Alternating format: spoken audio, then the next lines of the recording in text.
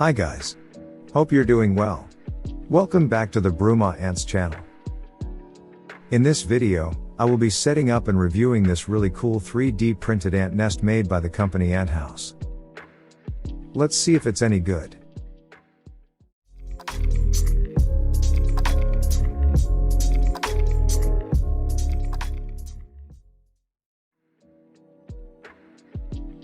If you are interested, you can easily find this nest on the Ant House online shop at www.anthouse.s, along with a ton of other ant-related products. I will put the link to the store in the description of this video. Before we start with the review, I am going to prepare and set up the nest, so you too can see how it looks once it's ready. The first thing we have to do is fill the outworld and the living part of the nest with the provided sand. The sand included with the nest seems fine, and should do the job pretty well. However, I have this bag with some leftover sand from the nest I got from Ant Store some time ago. Because I really like the Ant Store's sand, I am going to mix the two bags together, hopefully creating a more diverse and balanced type of sand. Let's start by opening Ant House's bag.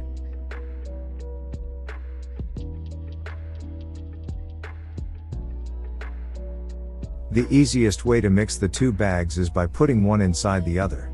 By doing so, the sand should remain inside the receiving bag, and should not fall all over the desk. Let's do it.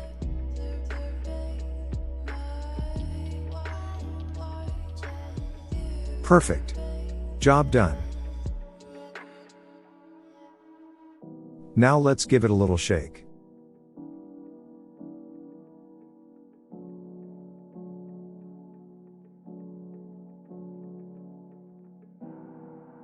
Fantastic. We have a perfectly smooth mixture. Before we can start putting the sand we've just prepared into the nest, we have to close the 4 little expansion ports of the nest. To do so, we can use these cool rubber entrance blockers, which are included in the package. There are 4 holes in total, 2 on the outworld and 2 on the sandwich nest.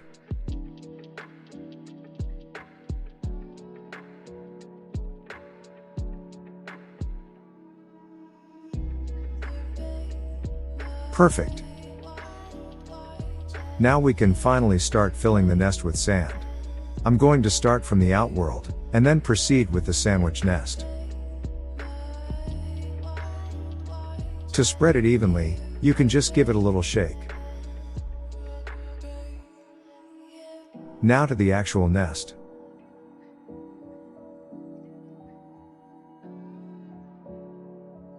Filling the sandwich nest is extremely easy.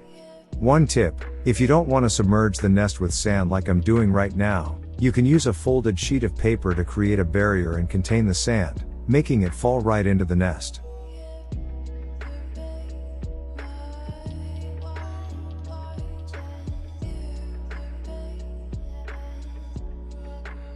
Let's clean this mess with a paintbrush.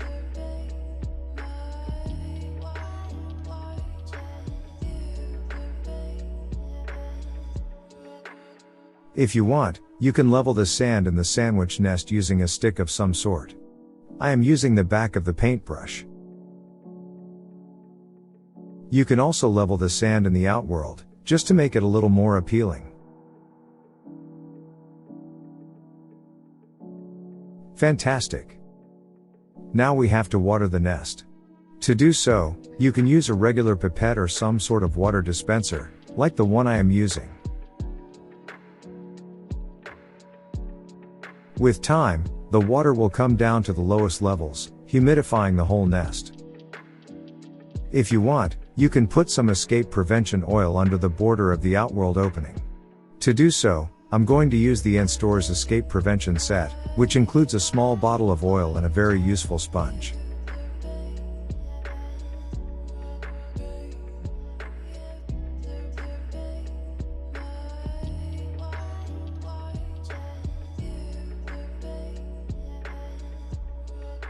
Perfect. Now it's an impenetrable fortress. The next thing I'm going to do is add 2 liquid feeders to the outworld. The first one will contain this extremely concentrated blue sugar liquid, included with the starter pack that comes with the nest. I'm going to use this smaller feeder for the sugar liquid, and a bigger one for the water. The blue sugar looks awesome inside the feeder. Here's the sugar liquid, and here's the water reserve. Now the ants can count on a constant source of liquids. As you can see, I've already moved in a colony of Messer barbarus. They seem to like the nest a lot. Just a couple of minutes after they saw the sand for the first time, they started to dig like crazy. I've also added this extremely cool seed feeder. It's made specifically for Messer species, and can contain an enormous quantity of different types of seeds. When it comes to the nest, all I can say is that I like it a lot. The sandwich nest is fairly sized, and has plenty of nesting space inside. It measures 20 centimeters in height and 25 centimeters in width, or about 7.9 inches by 9.8 inches. The depth of the sandwich measures 2 centimeters, or about 0.8 inches. This size is the perfect compromise between the space that the ants need to build the chambers, and the depth that allow us to see the ants inside the nest. The lid of the Outworld has really amazed me. It's cut with incredible precision, and it allows us to see the Outworld from above with no issues. The little handle placed on the top of the acrylic panel is super useful, making it extremely easy to lift up the lid. So this is the nest. It's a very cool ant keeping product, and it's perfect for housing a medium or a large-sized ant colony. I hope you have found this video helpful. If you like the content, make sure to give it a thumbs up.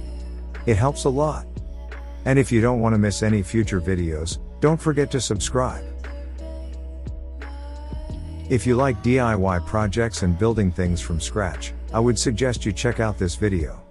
In this tutorial I explain in detail everything you need to do in order to build your very own Waitong nest. See you soon in another video.